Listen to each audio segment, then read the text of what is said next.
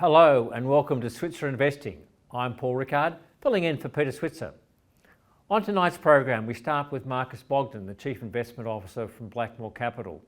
He shares a bit of a wrap-up on reporting season, what were some highlights, what were some key themes, but also looks at a couple of stocks he really likes. One in particular is toll road operator Atlas Arteria.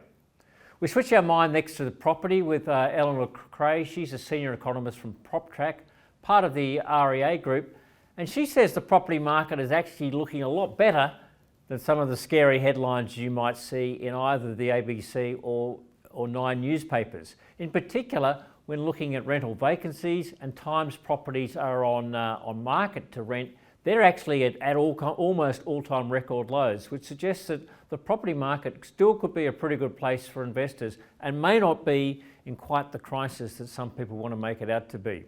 And finally, we switch our minds to the US dollar with Michael Knox, the chief economist at Morgan's. US dollar's been tearing away. In fact, that's been one of the big investment themes over the last 4 or 5 months at record highs, close to multi-decade highs against both the euro and the pound. What does that mean for investing offshore? What does it mean for the Australian dollar? Certainly the strength of the US dollar is having a big impact on commodity prices and will have a big impact on where you might want to put your money. We'll get Michael Knox's thoughts about where the US dollar is heading and what it means for the poor Aussie dollar. Now let's look at the local stock market with Marcus Bogdan, the Chief Investment Officer from Blackmore Capital.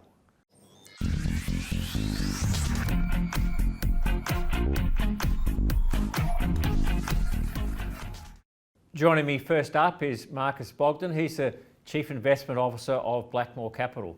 Marcus, welcome to the program. Morning, Paul. Look, I want to come back to reporting season and a couple of stocks that you like subsequently coming out of that, but just to sort of, as we've seen the market the last week and a half or so, concerns about certainly the coming of view of the US in terms of maybe the Fed will go 0.75%, be a lot tougher on inflation than perhaps some had hoped for, maybe a few noises from the Reserve Bank locally. What's your view as to sort of how the market is positioned at the moment? Well, I think the reporting season, both here and the US, was significant in suggesting that earnings are still holding up incredibly well, despite having the impact of higher inflation and higher interest rates.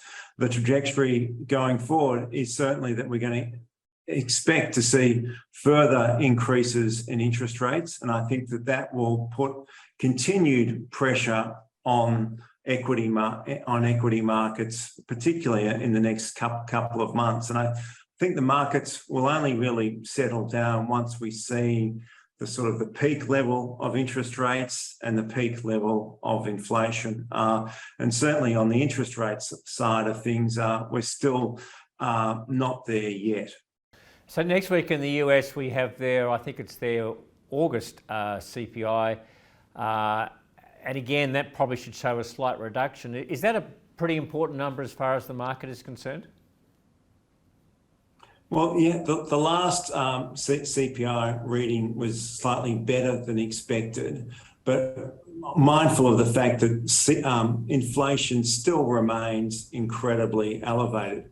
But what is encouraging and what we've seen when we've been speaking to companies individually is that some of the pressures that we've seen in terms of supply chain, labour absenteeism, those sorts of things are starting to improve. And I think that is significant going forward because that has been, and also energy prices have certainly looked a little bit better in the shorter term.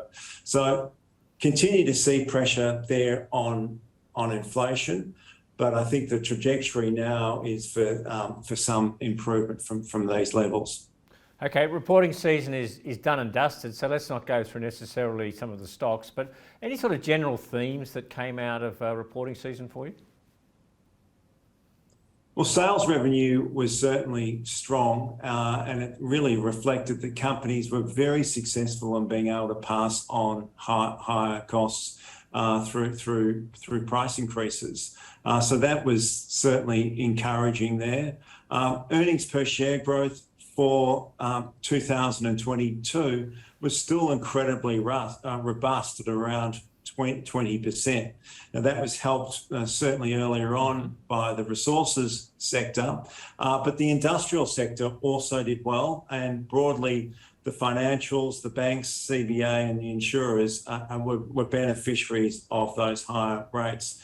So the net result was that demand and the underlying drivers of the economy, particularly in Australia, remain sound. Looking forward though, looking into 2023, we do see quite a significant moderation though in earnings growth, and more recently you have seen quite significant downgrades to some of the core commodity prices, particularly iron ore and copper. But when we look at industrial profit growth, it's still relatively sound. And that's because I guess the industrials have actually been able to pass on their higher prices. It sort of seems to be companies seem to be fairly successful at doing that. So a cautionary note, I guess, on resources. Let's go to a company that's classified as industrial. It doesn't actually make anything. In fact, it's a toll road operator, not Transurban, but Yes. a company you've been adding to. That's Atlas Arteria. Maybe you could just explain before we go to the stock where the toll roads it has, where it operates. So Atlas Arteria is a toll road with emphasis. Their largest market, in fact, it's one of the longest toll roads in the world, which is in France. That's their key asset. But they also have smaller assets both in Germany and in the US. But they delivered a strong result. Traffic numbers, particularly on their largest asset, were up 22%. And both revenue and earnings are now above pre-COVID levels. And that allowed the distribution growth of around 11%. And that provides our investors with a distribution yield of around 5%. The other interesting thing that has happened with Atlas Arteria is that one of the largest global infrastructure funds, IMF, has built up quite a substantial stake in that company, and they've also tried to engage that company in terms of increasing their shareholding in it, and so that has again been supportive of the share price. But we like the recovery.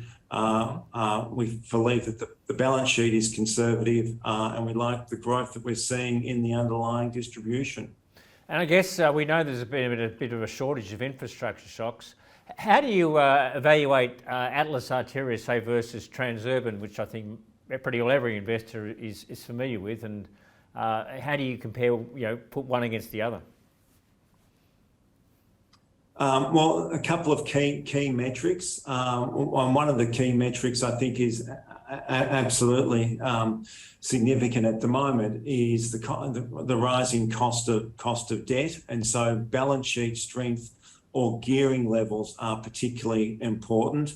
Our preference is that we prefer the lower geared entity, and that is Atlas Arteria over Transurban. And the other significant point is in a higher inflationary environment is understanding that the CPI escalation clauses in the contracts, and that's something which is evident both in Transurban and Atlas, but we do prefer that French toll road at the present moment, and the distribution yield is slightly higher as well.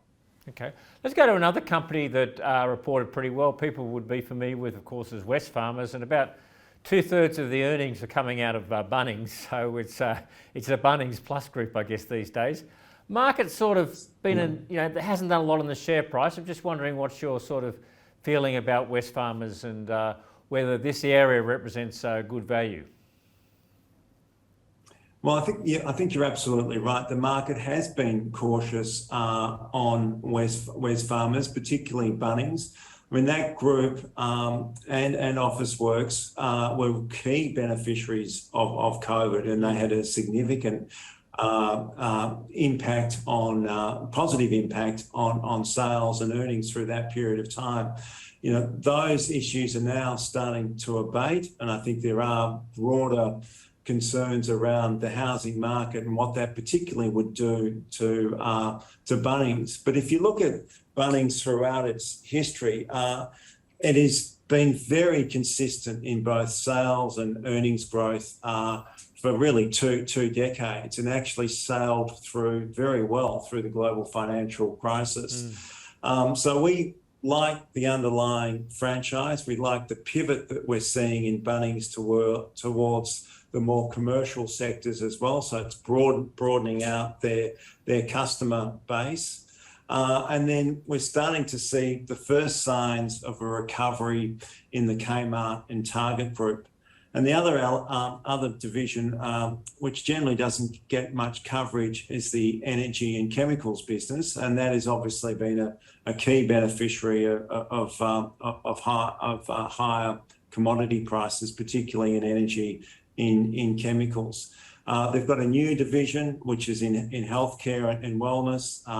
You know, acquiring a pharmacy group there.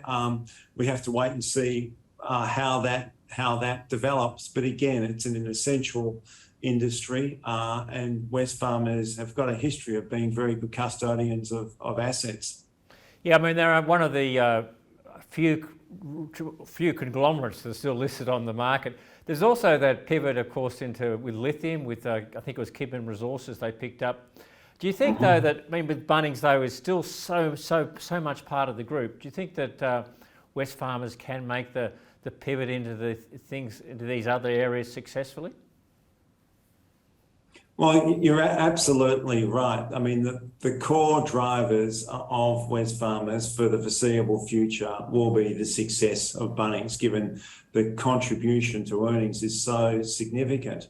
Notwithstanding that, it is important that they build on their portfolio, and particularly where they see sort of long-term strategic growth, and whether it's in chemicals, energy, lithium, or in healthcare. And whilst they make a much smaller contribution today, I think going forward, that will be far more meaningful. And they do need to continue to add on and have good growth projects. And what about, as dividends and so forth? I mean, you hold Wesfarmers. There's something you're adding to at the moment. Just sort of give me a sense on sort of expectation versus current share price. Well, I think if we look at more broadly, we would classify Wesfarmers as a consumer staples stocks. When they're all, whether we look at Woolworths, Coles, Endeavour, or Wesfarmers, they're all trading on price earnings multiples above 20 times. So there's not outstanding value there, it's fair value. But what we do like about each of those groups is the resilience of their earnings, particularly when we're going into a period of potentially higher cost of living, higher interest rate environment, that we want to be pivoted towards those more defensive types of businesses. Well, Marcus, thank you for those insights. That's Marcus Bogdan, the Chief Investment Officer with Blackmore Capital.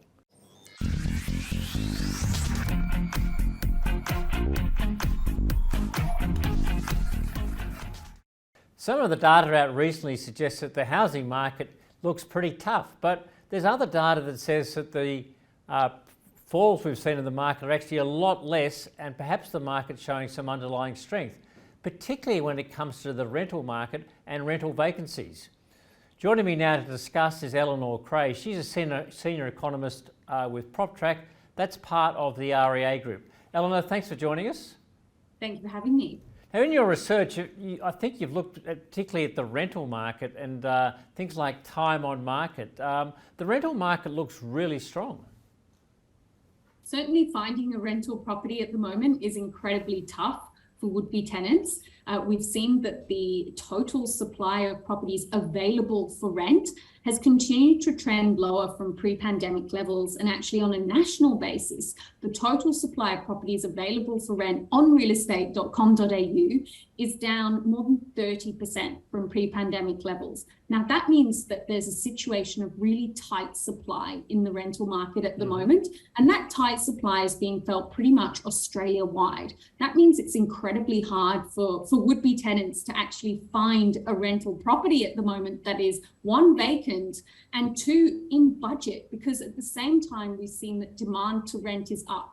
And that's particularly so in the capital cities. So as the international borders have reopened, migration has resumed, international students are back in action, but also as cities have returned to life, as we resume the post-pandemic normality, demand to rent is up. And we are seeing that that's creating an incredibly tight rental market in terms of that reduced supply of properties available to rent and the increased demand that we're seeing to rent. And that is creating upward pressures on rental prices. And actually at a national level, we've seen that year on year rental prices have increased 8% on Australia-wide. And that's even more in some of the capital cities and regional areas. And if you break that down even further and go to some of the smaller geographical levels, there's some suburbs that are seeing rental price increases that are north of 20% over the last year. So just go back to why there is such strong demand. I know borders are reopened, but we keep hearing stories that people can't get visas, and I guess there's been some return of international students and others, but your data actually compares pre-pandemic, when we had the borders wholly open, we had a whole lot of students, we had a whole lot of other people with properties and a very strong market. And you're saying it's tighter now than it was back in, say, pre-pandemic in February of 2020. So just what are some of the other factors that are driving that demand to cause that sort of time on market and that spike in rental returns? Certainly. So we've seen that situation of tight supply and increased demand to rent is seeing properties renting out incredibly quickly. So at a national level, rental days on site hit a record low 19 days in July. In Brisbane, that was actually even quicker. So a record low 15 days in Brisbane in July. So certainly an indicator that the rental market is incredibly tight. And it is namely that factor of tight supply that is really driving this competition in the rental market at the moment. So one of the factors that we've seen there is that we've actually seen a lot of investors selling out throughout the pandemic. So we have seen that investor activity has picked up off COVID lows, but certainly that hasn't provided a material increase to the supply of the long-term pool of available rentals. We've also seen that, I guess, as the borders have reopened and travel has resumed, that there's a potential impact whereby investors pull properties out of the long-term rental pool towards the short-term rental pool via platforms like Airbnb and the like. And there's also an impact, I guess, with the fact that we're seeing more people engaging in hybrid work arrangements, work from home arrangements. They need a little bit more space for workplace flexibility, potentially room for a home office and the like. So less household sharing in that respect, and also an impact via household separation and the like. So that's all those factors in combination are creating what we see at the moment in terms of a very tight rental market, where those pressures don't look likely to ease anytime soon, in combination with the fact that migration has resumed and we are expecting more international students to arrive. We know that international student visa applications hit a record high in June. So certainly in the capital cities and probably particularly Sydney and Melbourne, without a material increase in rental supply or the number of properties available to rent, those rental price pressures don't look to be easing anytime soon. So is it a nationwide picture? I know you've published some data that says that the average time from when someone puts a property up for rent on rea.com.au to the time it's taken up, I think it's down to 13 days or something like that. Is that across the board nationally, or are some states and areas doing better than others? We're seeing pretty much that across the board nationally, rental competition and rental markets are incredibly tight. So in Brisbane, it's a record low 15 days that properties are renting out. In Sydney, it's a record low 21 days.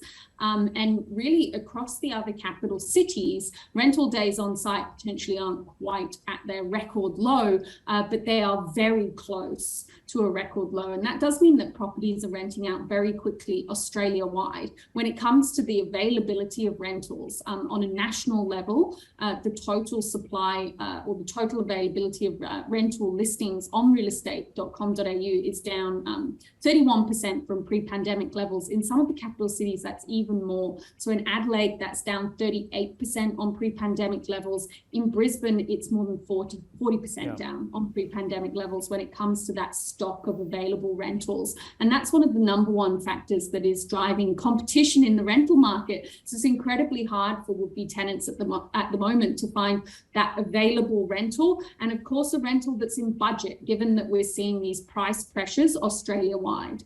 And you said that rents have gone up on average by 8%. How does that look in different regions and different states? Yeah, so on a national level, median weekly advertised rents on realestate.com have increased 8% year on year. In the regional parts of Australia, that's certainly a little bit stronger, but also in the capital cities as well. So particularly Brisbane, Adelaide, Perth, actually Darwin as well. We're seeing that those rental price pressures are even stronger. Now, Sydney and Melbourne, we can't forget that we're also recovering off the fact that rental markets were subdued throughout the pandemic, as we saw an exodus of international students and also an exodus of people from the capital cities, Sydney and Melbourne, who faced tough lockdown restrictions throughout much of last year, although we have seen that those or the rental markets in Sydney and Melbourne have certainly recovered, and rental price pressures are picking up in Sydney and Melbourne also. And it's particularly so in the apartment market, actually. So one of the factors there could be the fact that we have seen these strong rental price pressures. So potentially people are looking for more affordable options in the apartment market. So we see at realestate.com, the number of potential renters per unit listing is up more than 50% year on year in Sydney, Melbourne and Brisbane.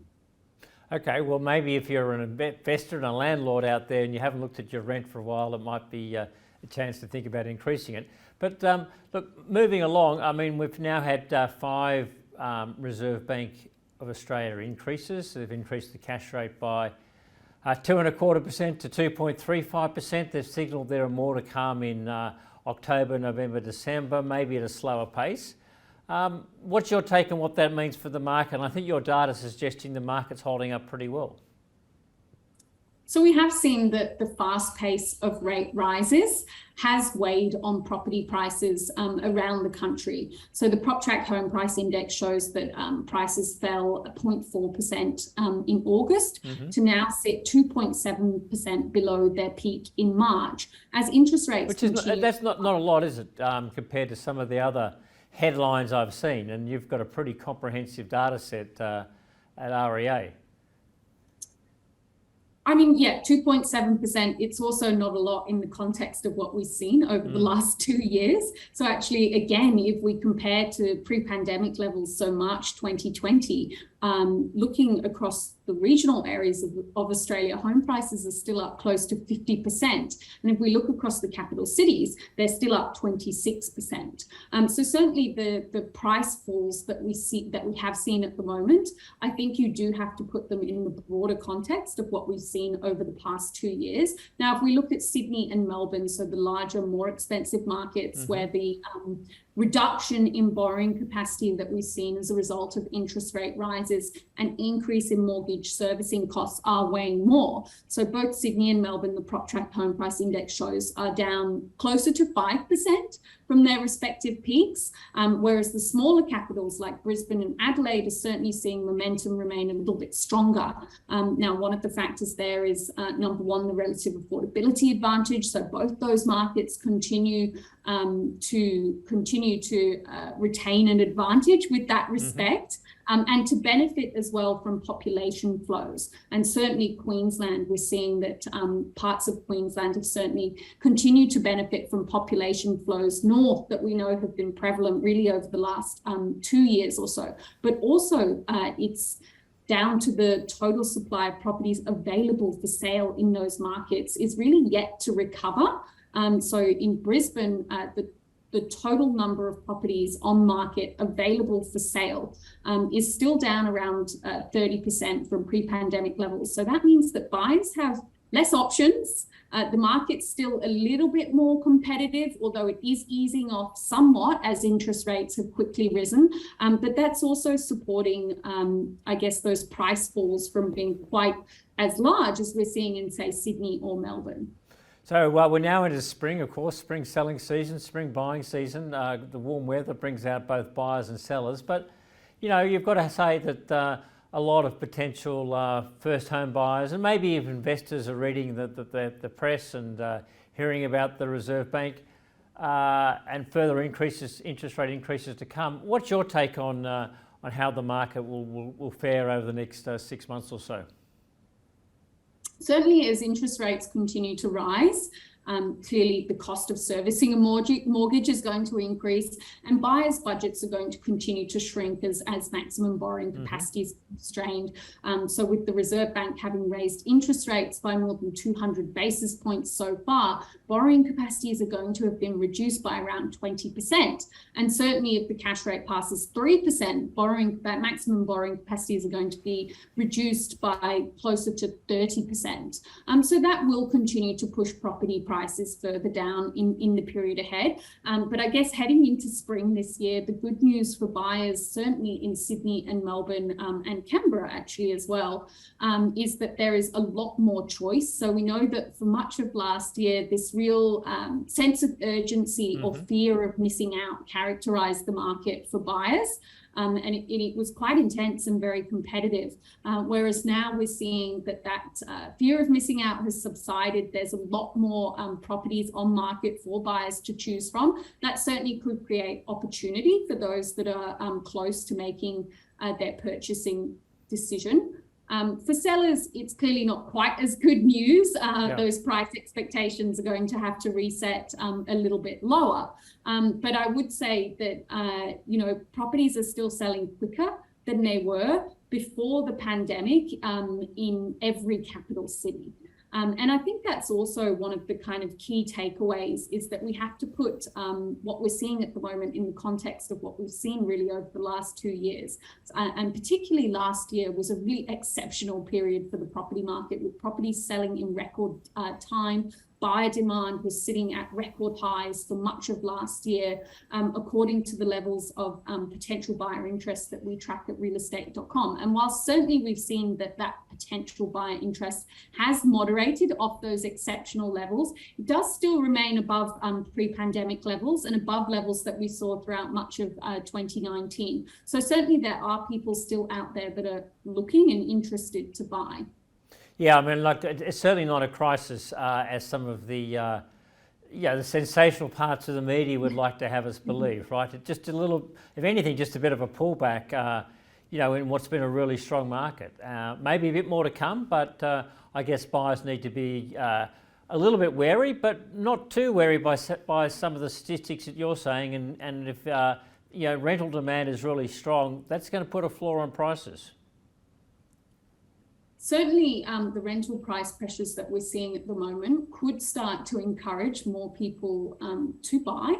We were also seeing that there are a number of first home buyer incentives out there that still remain. And whilst we've seen that investor activity has certainly pulled back as interest rates have risen, I think the flip side of that is the fact that the rental market does remain incredibly tight. And for those that aren't focusing necessarily, say, on capital growth in the period ahead, but potentially focusing on rental yields, we know that rental price pressures and slowing price growth certainly is seeing rental yields recovering, and rental yields were very much depressed throughout the pandemic.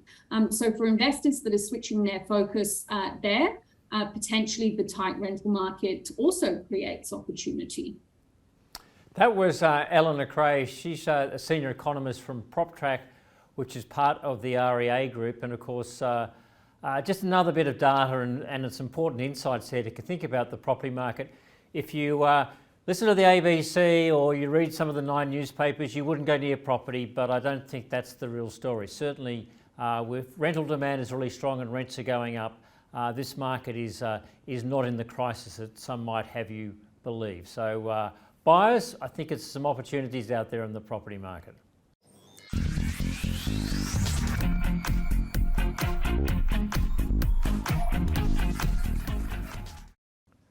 Well, the US dollar's been on a tear, and that's meant downward pressure on the Aussie dollar.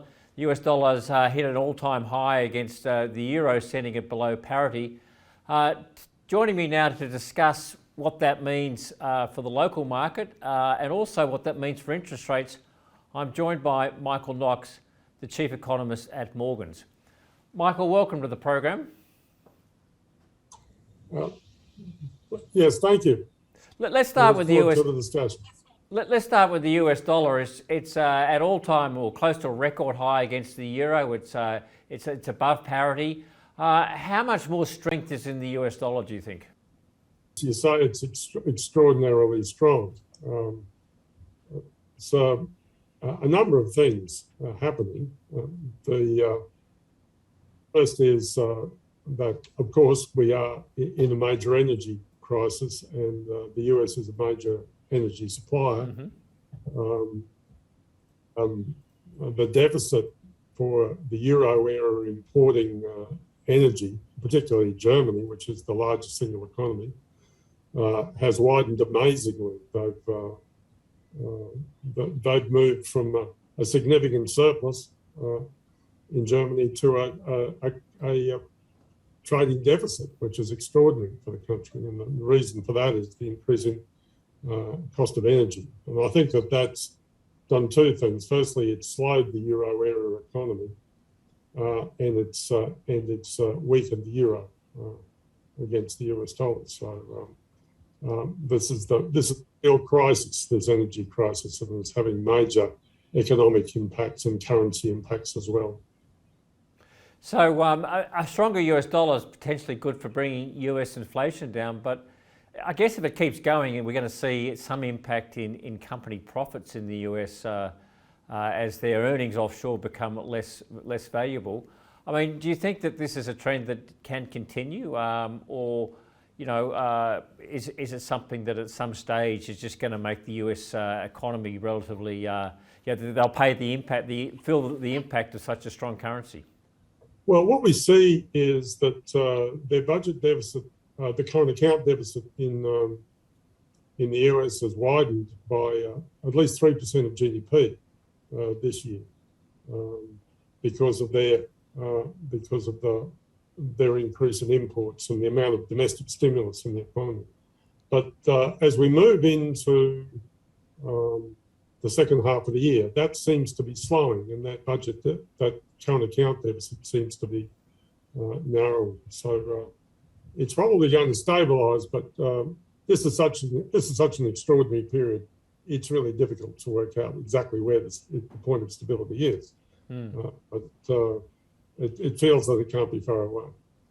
But now, in terms of our models, of course, the US dollar is extremely overvalued in comparison to every other currency and pretty much any other time period. But the problem is, this is not an ordinary time period, and it's not comparable to, for example, 2011, the period between 2008 and 2011, where the US dollar was so much weaker, and yet oil prices are high, because the euro area itself was then still a bigger energy producer than it is now. So there wasn't the sense of shock to the euro area economy that there is now on this occasion. Let's bring it back to the local market. The Aussie dollar is about 68 cents. It looks weak, but of course it's at highs against the euro and the pound sterling, and also done well against the yen. In fact, most other currencies bar the US dollar. If you're an investor with US dollar assets, do you think this is sort of a hedging level? Where do you sort of see the Aussie dollar going against the US dollar? In terms of our standard model of the $8 US dollar, we've now reached a point where with commodity prices in US dollar terms so high, the Aussie dollar is trading against the US dollar about 2 standard errors lower than it normally would. But we are in extraordinary times with this enormous payments deficit that the Europeans have to import energy, and that's distorting the US dollar euro and distorting everything else against Yeah. You're absolutely right. The Aussie dollar is outperforming other currencies. It's certainly outperforming the euro, and it's outperforming sterling, and it's outperforming yen because of our commodity prices so high. But still, we're weak against the US dollar. Do you think this is a level where locally the Reserve Bank, it's sort of below their sort of 70 to 75 cent level? They might get a little bit concerned about the Aussie dollar and maybe get a little more, a bit more momentum in terms of interest rates locally? I think what we've observed about the RBA is that it's been following the Fed. It's been moving its interest rates up as the Fed moves its interest rates up, and it seems to me that the RBA is trying to keep in touch with the Fed funds rate when it's moving the cash rate, and I think the reason for that is that it doesn't want the Aussie dollar to be weak against the US dollar, because that would generate higher import prices into Australia, and therefore higher imported inflation into Australia. So I think therefore we've been getting tighter monetary policy in Australia than most people have expected, and I think we'll continue to get tighter monetary policy in Australia than most people expect because of this attempt of the RBA to keep our interest rates in line with the US. So assuming that all roads lead back to the Fed and the Reserve Bank here locally is watching the Fed and being pressured, not pressured, but wants to keep some sort of alignment so that the currency doesn't weaken too far, where do we think the US is heading in terms of interest rates? How high will rates get in the US? Well, after the Jackson Hole meeting, there were a number of interviews Fed presidents who attended. It is, of course, it's like the national strategy day for the Fed, and not only did Fed presidents attend, but leading economists attended, but also, for example, heads of other institutions. For example, the president of the World Bank attended. People were interviewed after the presentations were finished, and at least in terms of the Fed presidents, it seems to me that they were suggesting that the Fed funds rate by the end of the year would be between either at the high end of 3% or the low end of 4%. And when we look at that in practice, it means the high end of 3% is really 385 basis points, which would suggest that they would continue to increase rates by 50 basis points every meeting until and including December. And the touch over means just over over that, say 410 basis points, and that means that one of those meetings they'd increase rates by 75 basis points rather than 50. So really, rates are going to on or about 4%, either just below or just above. And I think that as the Fed does that, as the Fed walks itself through that process of raising rates to around just below or just above 4%, I think we'll be following the Fed and raising rates in the same fashion. Well, of course, we meet every month, and the Fed meets every 6 weeks. So the Fed needs to put up rates by 75 basis points, and we put up rates by 50 basis points, but we get to around about the same place at around about the same time early next year. So more pain for borrowers. Good news, I guess, for self-funded retirees and others looking at term deposits and other fixed-rate investments. But for equity investors, that's that's probably not the news a lot of people want to hear. So is that sort of consistent with your view? Maybe ongoing pressure on the share markets as we look ahead for the next couple of months? It entirely depends upon what that effect of that Fed funds rate increases has upon the bond market. And right now we're in a situation where, in spite of everybody is talking about inflation, and everybody's talking about how it's like the 70s. Matter of fact, the behaviour of the international bond market and the behaviour of the rate of growth of international reserves, as measured by the IMF, is radically different than it was in the early 70s. In the early 70s, what was happening is you had very rapid growth in international reserves because of a falling US dollar. Because the US dollar was falling rapidly against all currencies, then money was fleeing the US and fleeing into other areas, fleeing into Japan, fleeing into the UK, and certainly fleeing into Germany. And that was generating a big growth in international reserves as the money went out of the US. Back then, in the early 80s, the growth of international reserves reached a level of extraordinary high level of 88% in 1 year in 1974.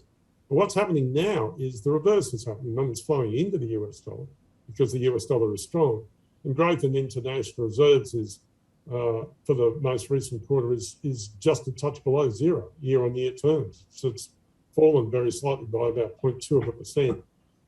In the last year. So it's a radically different environment. And that generates an international environment, surprisingly, of deflation. And it's likely that the international inflationary impulse is going to reverse itself pretty rapidly between 23 and 24.